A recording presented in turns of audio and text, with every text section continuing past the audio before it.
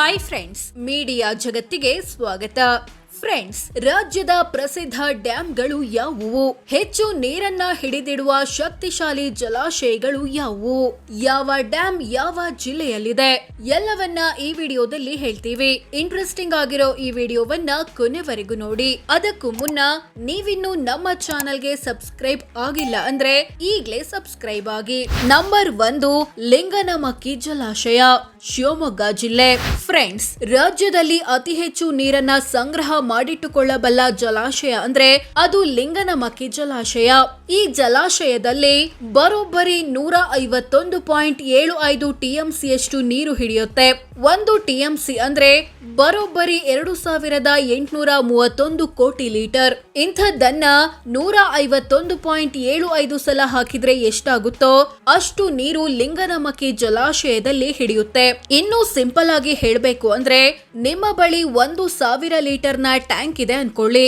ಅಂಥದ್ದನ್ನ 430 ಕೋಟಿ ಸಲ ಹಾಕಿದ್ರೆ ಎಷ್ಟಾಗುತ್ತೋ ಅಷ್ಟು ನೀರನ್ನ ಹಿಡಿದಿಟ್ಟುಕೊಳ್ಳುವ ಕೆಪಾಸಿಟಿ ಲಿಂಗನಮಕ್ಕಿ ಜಲಾಶಯಕ್ಕಿದೆ.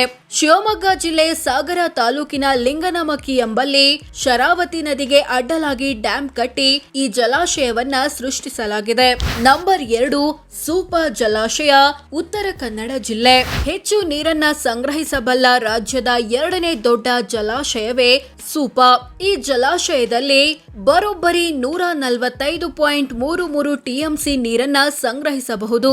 ಅಂದ್ರೆ 1,000 ಲೀಟರ್ನ ಟ್ಯಾಂಕ್ ಅನ್ನ 410 ಕೋಟಿ ಸಲ ಹಾಕಿದ್ರೆ ಎಷ್ಟಾಗುತ್ತೋ ಅಷ್ಟು ನೀರು ಸೂಪ ಜಲಾಶಯದಲ್ಲಿ ಹಿಡಿಯುತ್ತೆ. ಉತ್ತರ ಕನ್ನಡ ಜಿಲ್ಲೆ ಜೊಯ್ಡಾ ತಾಲೂಕಿನ ಗಣೇಶಗುಡಿ ಎಂಬಲ್ಲಿ ಕಾಳಿ ನದಿಗೆ ಅಡ್ಡಲಾಗಿ ಡ್ಯಾಂ ಕಟ್ಟಿ ಈ ಜಲಾಶಯವನ್ನ ಸೃಷ್ಟಿಸಲಾಗಿದೆ. ನಂಬರ್ 3, ಆಲಮಟ್ಟಿ ಜಲಾಶಯ, ವಿಜಯಪುರ ಜಿಲ್ಲೆ.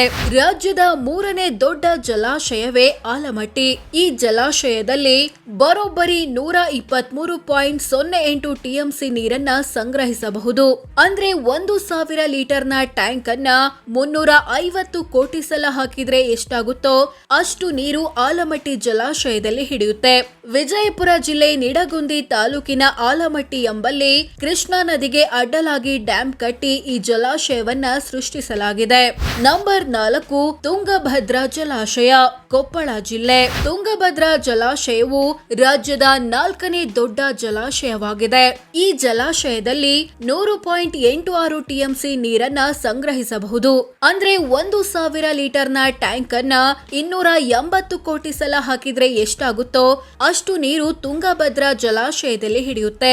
ಇದನ್ನ ಪಂಪಸಾಗರ ಜಲಾಶಯ ಅಂತಾನೂ ಕರೀತಾರೆ. ಕೊಪ್ಪಳ ಜಿಲ್ಲೆ ಕೊಪ್ಪಳ ತಾಲೂಕಿನ ಮುನಿರಾಬಾದ್ ಎಂಬಲ್ಲಿ ತುಂಗಭದ್ರಾ ನದಿಗೆ ಅಡ್ಡಲಾಗಿ ಡ್ಯಾಂ ಕಟ್ಟಿ ಈ ಜಲಾಶಯವನ್ನ ಸೃಷ್ಟಿಸಲಾಗಿದೆ. ನಂಬರ್ 5, ಭದ್ರಾ ಜಲಾಶಯ, ಚಿಕ್ಕಮಗಳೂರು ಜಿಲ್ಲೆ. ಕರ್ನಾಟಕದ 5ನೇ ದೊಡ್ಡ ಜಲಾಶಯವೇ ಭದ್ರಾ ಜಲಾಶಯ. ಈ ಜಲಾಶಯದಲ್ಲಿ 71.54 ಟಿಎಂಸಿ ನೀರನ್ನ ಸಂಗ್ರಹಿಸಬಹುದು. ಅಂದ್ರೆ 1,000 ಲೀಟರ್ನ ಟ್ಯಾಂಕ್ ಅನ್ನ 200 ಕೋಟಿ ಸಲ ಹಾಕಿದ್ರೆ ಎಷ್ಟಾಗುತ್ತೋ ಅಷ್ಟು ನೀರು ಭದ್ರಾ ಜಲಾಶಯದಲ್ಲಿ ಹಿಡಿಯುತ್ತೆ. ಚಿಕ್ಕಮಗಳೂರು ಜಿಲ್ಲೆ ತರೀಕೆರೆ ತಾಲೂಕಿನ ಲಕ್ಕವಳ್ಳಿ ಎಂಬಲ್ಲಿ ಭದ್ರಾ ನದಿಗೆ ಅಡ್ಡಲಾಗಿ ಡ್ಯಾಂ ಕಟ್ಟಿ ಈ ಜಲಾಶಯವನ್ನ ಸೃಷ್ಟಿಸಲಾಗಿದೆ. ನಂಬರ್ 6, ಹಿಡಕಲ್ ಜಲಾಶಯ, ಬೆಳಗಾವಿ ಜಿಲ್ಲೆ. ರಾಜ್ಯದ 6ನೇ ದೊಡ್ಡ ಜಲಾಶಯವಾದ ಹಿಡಕಲ್ ಜಲಾಶಯದಲ್ಲಿ 51 ಟಿಎಂಸಿಯಷ್ಟು ನೀರನ್ನ ಸಂಗ್ರಹಿಸಬಹುದು. ಅಂದ್ರೆ 1,000 ಲೀಟರ್ನ ಟ್ಯಾಂಕ್ ಅನ್ನ 140 ಕೋಟಿ ಸಲ ಹಾಕಿದ್ರೆ ಎಷ್ಟಾಗುತ್ತೋ ಅಷ್ಟು ನೀರು ಹಿಡಿಯುತ್ತೆ. ಬೆಳಗಾವಿ ಜಿಲ್ಲೆ ಹುಕ್ಕೇರಿ ತಾಲೂಕಿನ ಹಿಡಕಲ್ ಎಂಬಲ್ಲಿ ಘಟಪ್ರಭಾ ನದಿಗೆ ಅಡ್ಡಲಾಗಿ ಡ್ಯಾಂ ಕಟ್ಟಿ ಈ ಜಲಾಶಯವನ್ನ ಸೃಷ್ಟಿಸಲಾಗಿದೆ. ಹೀಗಾಗಿ ಇದನ್ನ ಘಟಪ್ರಭಾ ಜಲಾಶಯ ಅಂತಾನೂ ಕರೀತಾರೆ. ನಂಬರ್ 7, ಕೆಆರ್ಎಸ್ ಜಲಾಶಯ, ಮಂಡ್ಯ ಜಿಲ್ಲೆ. ಕೆಆರ್ಎಸ್ ಅಥವಾ ಕೃಷ್ಣರಾಜ ಸಾಗರ ರಾಜ್ಯದ 7ನೇ ದೊಡ್ಡ ಜಲಾಶಯವಾಗಿದೆ. ಇದರಲ್ಲಿ 49.45 ಟಿಎಂಸಿಯಷ್ಟು ನೀರನ್ನ ಸಂಗ್ರಹಿಸಬಹುದು. ಅಂದ್ರೆ 1,000 ಲೀಟರ್ನ ಟ್ಯಾಂಕ್ ಅನ್ನ ಸುಮಾರು 140 ಕೋಟಿ ಸಲ ಹಾಕಿದ್ರೆ ಎಷ್ಟಾಗುತ್ತೋ ಅಷ್ಟು ನೀರು ಕೆಆರ್ಎಸ್ ನಲ್ಲಿ ಹಿಡಿಯುತ್ತೆ. ಮಂಡ್ಯ ಜಿಲ್ಲೆ ಕೃಷ್ಣರಾಜ ಸಾಗರ ಎಂಬ ಎಂಬಲ್ಲಿ ಕಾವೇರಿ ನದಿಗೆ ಅಡ್ಡಲಾಗಿ ಡ್ಯಾಂ ಕಟ್ಟಿ ಈ ಜಲಾಶಯವನ್ನ ಸೃಷ್ಟಿಸಲಾಗಿದೆ. ನಂಬರ್ 8 ಮಲಪ್ರಭಾ ಜಲಾಶಯ, ಬೆಳಗಾವಿ ಜಿಲ್ಲೆ. ಮಲಪ್ರಭಾ ಜಲಾಶಯದಲ್ಲಿ 37.73 ಟಿಎಂಸಿಯಷ್ಟು ನೀರನ್ನ ಸಂಗ್ರಹಿಸಬಹುದು. ಅಂದ್ರೆ 1,000 ಲೀಟರ್ನ ಟ್ಯಾಂಕ್ ಅನ್ನ 100 ಕೋಟಿ ಸಲ ಹಾಕಿದ್ರೆ ಎಷ್ಟಾಗುತ್ತೋ ಅಷ್ಟು ನೀರು ಹಿಡಿಯುತ್ತೆ. ಅಂದ್ಹಾಗೆ ಬೆಳಗಾವಿ ಜಿಲ್ಲೆ ಸವದತ್ತಿ ತಾಲೂಕಿನ ನವಿಲುತೀರ್ಥ ಎಂಬಲ್ಲಿ ಮಲಪ್ರಭಾ ನದಿಗೆ ಅಡ್ಡಲಾಗಿ ಅಣೆಕಟ್ಟು ಕಟ್ಟಿ ಈ ಜಲಾಶಯವನ್ನ ಸೃಷ್ಟಿಸಲಾಗಿದೆ. ಇದಕ್ಕೆ ರೇಣುಕಾಸಾಗರ ಜಲಾಶಯ ಅನ್ನೋ ಹೆಸರು ಕೂಡ ಇದೆ. ನಂಬರ್ 9 ಹೇಮಾವತಿ ಜಲಾಶಯ, ಹಾಸನ ಜಿಲ್ಲೆ. ಹೇಮಾವತಿ ಜಲಾಶಯದಲ್ಲಿ 37.10 ಟಿಎಂಸಿಯಷ್ಟು ನೀರನ್ನ ಸಂಗ್ರಹಿಸಬಹುದು.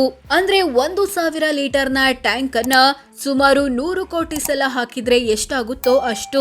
ಹಾಸನ ಜಿಲ್ಲೆ ಅರಕಲಗೂಡು ಸಮೀಪದ ಗೋರೂರು ಎಂಬಲ್ಲಿ ಹೇಮಾವತಿ ನದಿಗೆ ಅಡ್ಡಲಾಗಿ ಅಣೆಕಟ್ಟು ಕಟ್ಟಿ ಈ ಜಲಾಶಯವನ್ನ ಸೃಷ್ಟಿಸಲಾಗಿದೆ. ಹೀಗಾಗಿ ಇದಕ್ಕೆ ಗೋರೂರು ಜಲಾಶಯ ಅಂತಾನೂ ಕರೀತಾರೆ. ನಂಬರ್ 10 ಬಸವಸಾಗರ ಜಲಾಶಯ, ಯಾದಗಿರಿ ಜಿಲ್ಲೆ. ಬಸವಸಾಗರ ಜಲಾಶಯದಲ್ಲಿ 33.31 ಟಿಎಂಸಿಯಷ್ಟು ನೀರನ್ನ ಸಂಗ್ರಹಿಸಬಹುದು.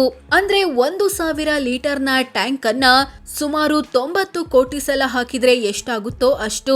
ಯಾದಗಿರಿ ಜಿಲ್ಲೆ ಹುಣಸಗಿ ತಾಲೂಕಿನ ನಾರಾಯಣಪುರ ಸಮೀಪ ಕೃಷ್ಣಾ ನದಿಗೆ ಅಡ್ಡಲಾಗಿ ಡ್ಯಾಂ ಕಟ್ಟಿ ಈ ಜಲಾಶಯವನ್ನ ಸೃಷ್ಟಿಸಲಾಗಿದೆ. ಹೀಗಾಗಿ ಇದಕ್ಕೆ ನಾರಾಯಣಪುರ ಜಲಾಶಯ ಅಂತಾನೂ ಕರೀತಾರೆ. ನಂಬರ್ 11 ಮಾಣಿ ಜಲಾಶಯ, ಶಿವಮೊಗ್ಗ ಜಿಲ್ಲೆ. ಮಾಣಿ ಜಲಾಶಯ ಅಥವಾ ವರಾಹಿ ಜಲಾಶಯದಲ್ಲಿ 31.10 ಟಿಎಂಸಿಯಷ್ಟು ನೀರನ್ನ ಸಂಗ್ರಹಿಸಬಹುದು. ಅಂದ್ರೆ 1,000 ಲೀಟರ್ನ ಟ್ಯಾಂಕ್ ಅನ್ನ ಸುಮಾರು 88 ಕೋಟಿ ಸಲ ಹಾಕಿದ್ರೆ ಎಷ್ಟಾಗುತ್ತೋ ಅಷ್ಟು. ಶಿವಮೊಗ್ಗ ಜಿಲ್ಲೆಯ ಹೊಸನಗರ ತಾಲೂಕಿನಲ್ಲಿ ಬೆಟ್ಟಗಳ ನಡುವೆ 12 ಕಡೆ ತಡೆಕಟ್ಟೆಗಳನ್ನ ಕಟ್ಟಿ ಈ ಜಲಾಶಯವನ್ನ ಸೃಷ್ಟಿಸಲಾಗಿದೆ. ನಂಬರ್ 12 ವಾಣಿ ವಿಲಾಸ ಸಾಗರ ಜಲಾಶಯ, ಚಿತ್ರದುರ್ಗ ಜಿಲ್ಲೆ. ಈ ಜಲಾಶಯದಲ್ಲಿ 30.42 ಟಿಎಂಸಿಯಷ್ಟು ನೀರನ್ನ ಸಂಗ್ರಹಿಸಬಹುದು. ಅಂದ್ರೆ 1,000 ಲೀಟರ್ನ ಟ್ಯಾಂಕ್ ಅನ್ನ ಸುಮಾರು 86 ಕೋಟಿ ಸಲ ಹಾಕಿದ್ರೆ ಎಷ್ಟಾಗುತ್ತೋ ಅಷ್ಟು. ಚಿತ್ರದುರ್ಗ ಜಿಲ್ಲೆ ಹಿರಿಯೂರು ತಾಲೂಕಿನ ಮಾರಿಕಣಿವೆ ಸಮೀಪ ವೇದಾವತಿ ನದಿಗೆ ಅಡ್ಡಲಾಗಿ ಅಣೆಕಟ್ಟು ಕಟ್ಟಿ ಈ ಜಲಾಶಯವನ್ನ ಸೃಷ್ಟಿಸಲಾಗಿದೆ. ಹೀಗಾಗಿ ಇದನ್ನ ಮಾರಿಕಣಿವೆ ಡ್ಯಾಂ ಅಂತಾನೂ ಕರೀತಾರೆ. ನಂಬರ್ 13 ಕಬಿನಿ ಜಲಾಶಯ, ಮೈಸೂರು ಜಿಲ್ಲೆ. ಕಬಿನಿ ಜಲಾಶಯದಲ್ಲಿ 19.52 ಟಿಎಂಸಿ ನೀರನ್ನ ಸಂಗ್ರಹಿಸಬಹುದು. ಅಂದ್ರೆ 1,000 ಲೀಟರ್ನ ಟ್ಯಾಂಕ್ ಅನ್ನ 55 ಕೋಟಿ ಸಲ ಹಾಕಿದ್ರೆ ಎಷ್ಟಾಗುತ್ತೋ ಅಷ್ಟು. ಮೈಸೂರು ಜಿಲ್ಲೆ ಹೆಚಡಿಕೋಟೆ ತಾಲೂಕಿನ ಬೀಚನಹಳ್ಳಿ ಮತ್ತು ಬಿದರಹಳ್ಳಿ ಬಳಿ ಕಬಿನಿ ನದಿಗೆ ಅಡ್ಡಲಾಗಿ ಅಣೆಕಟ್ಟು ಕಟ್ಟಿ ಈ ಜಲಾಶಯವನ್ನ ಸೃಷ್ಟಿಸಲಾಗಿದೆ. ನಂಬರ್ 14 ಹಾರಂಗಿ ಜಲಾಶಯ, ಕೊಡಗು ಜಿಲ್ಲೆ. ಹಾರಂಗಿ ಜಲಾಶಯದಲ್ಲಿ 8.50 ಟಿಎಂಸಿ ನೀರನ್ನ ಸಂಗ್ರಹಿಸಬಹುದು. ಅಂದ್ರೆ 1,000 ಲೀಟರ್ನ ಟ್ಯಾಂಕ್ ಅನ್ನ ಸುಮಾರು 24 ಕೋಟಿ ಸಲ ಹಾಕಿದ್ರೆ ಎಷ್ಟಾಗುತ್ತೋ ಅಷ್ಟು. ಕೊಡಗು ಜಿಲ್ಲೆ ಕುಶಾಲನಗರ ತಾಲೂಕಿನ ಹುದಗೂರು ಬಳಿ ಹಾರಂಗಿ ನದಿಗೆ ಅಡ್ಡಲಾಗಿ ಅಣೆಕಟ್ಟು ಕಟ್ಟಿ ಈ ಜಲಾಶಯವನ್ನ ಸೃಷ್ಟಿಸಲಾಗಿದೆ. ಇನ್ನುಳಿದಂತೆ ರಾಜ್ಯದ ವಿವಿಧ ಜಿಲ್ಲೆಗಳಲ್ಲಿರೋ ಸಣ್ಣ ಪುಟ್ಟ ಜಲಾಶಯಗಳು ಯಾವುವು ಅಂತ ನೋಡೋದಾದ್ರೆ ಶಿವಮೊಗ್ಗ ಜಿಲ್ಲೆಯ ತುಂಗಾ ಜಲಾಶಯ, ತಲಕಳಲೆ ಜಲಾಶಯ, ಅಂಬ್ಲಿಗೋಳ ಜಲಾಶಯ, ಪುರದಾಳು ಜಲಾಶಯ, ಸಾವೆಹಕ್ಲು ಜಲಾಶಯ ಮತ್ತು ಚಕ್ರ ಜಲಾಶಯ. ಉತ್ತರ ಕನ್ನಡ ಜಿಲ್ಲೆಯ ಕದ್ರಾ ಜಲಾಶಯ, ಕೊಡಸಳ್ಳಿ ಜಲಾಶಯ, ತಟ್ಟಿಹಳ್ಳಿ ಜಲಾಶಯ, ಗೇರುಸೊಪ್ಪ ಜಲಾಶಯ, ಚಿಗಳ್ಳಿ ಜಲಾಶಯ, ಸನವಳ್ಳಿ ಜಲಾಶಯ, ನ್ಯಾಸರ್ಗಿ ಜಲಾಶಯ, ಬಾಚಣಿಕೆ ಜಲಾಶಯ. ಹಾಸನ ಜಿಲ್ಲೆಯ ಯಗಚಿ ಜಲಾಶಯ, ವಾಟೆಹೊಳೆ ಜಲಾಶಯ. ಚಿಕ್ಕಮಗಳೂರು ಜಿಲ್ಲೆಯ ಲಕ್ಯ ಜಲಾಶಯ, ಜಂಬದಹಳ್ಳ ಜಲಾಶಯ. ಕೊಡಗು ಜಿಲ್ಲೆಯ ಚಿಕ್ಲಿಹೊಳೆ ಜಲಾಶಯ. ಮೈಸೂರು ಜಿಲ್ಲೆಯ ತಾರಕ ಜಲಾಶಯ, ಹೆಬ್ಬಳ್ಳ ಜಲಾಶಯ, ನುಗು ಜಲಾಶಯ. ಚಾಮರಾಜನಗರ ಜಿಲ್ಲೆಯ ಗುಂಡಾಲ್ ಜಲಾಶಯ, ಸುವರ್ಣಾವತಿ ಜಲಾಶಯ, ಚಿಕ್ಕಹೊಳೆ ಜಲಾಶಯ, ಉಡುತೊರೆ ಹಳ್ಳ ಜಲಾಶಯ. ಬೆಂಗಳೂರು ದಕ್ಷಿಣ ಜಿಲ್ಲೆಯ ಮಂಚನಬೆಲೆ ಜಲಾಶಯ, ಕಣ್ವ ಜಲಾಶಯ, ಅರ್ಕಾವತಿ ಜಲಾಶಯ. ಬೆಂಗಳೂರು ನಗರ ಜಿಲ್ಲೆಯ ತಿಪ್ಪಗೊಂಡನಹಳ್ಳಿ ಜಲಾಶಯ. ಕೋಲಾರ ಜಿಲ್ಲೆಯ ಯರಗೋಳ್ ಜಲಾಶಯ, ಮಾರ್ಕಂಡೇಯ ಜಲಾಶಯ. ತುಮಕೂರು ಜಿಲ್ಲೆಯ ಮಾರ್ಕೋನಹಳ್ಳಿ ಜಲಾಶಯ, ತೀತ ಜಲಾಶಯ.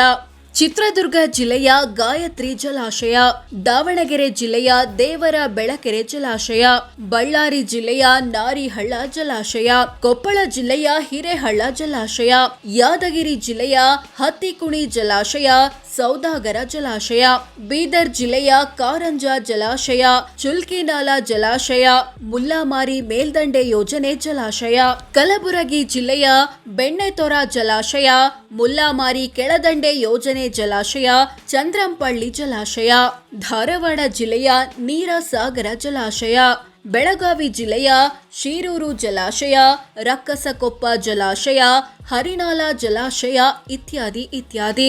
ಸೋ ಫ್ರೆಂಡ್ಸ್, ಇದಿಷ್ಟು ರಾಜ್ಯದ ಪ್ರಮುಖ ಜಲಾಶಯಗಳು ಯಾವುವು, ಅವುಗಳಲ್ಲಿ ಎಷ್ಟು ನೀರು ಸಂಗ್ರಹಿಸಬಹುದು, ಯಾವ ಜಿಲ್ಲೆಯಲ್ಲಿ ಯಾವ ಡ್ಯಾಮ್ ಇದೆ ಅನ್ನೋದನ್ನ ತಿಳಿಸಿಕೊಡೋ ಪ್ರಯತ್ನ. ವಿಡಿಯೋ ಇಷ್ಟವಾದ್ರೆ ಲೈಕ್ ಮಾಡಿ, ಶೇರ್ ಮಾಡಿ, ನಮ್ಮ ಚಾನೆಲ್ಗೆ ಸಬ್ಸ್ಕ್ರೈಬ್ ಆಗಿ. ಧನ್ಯವಾದ.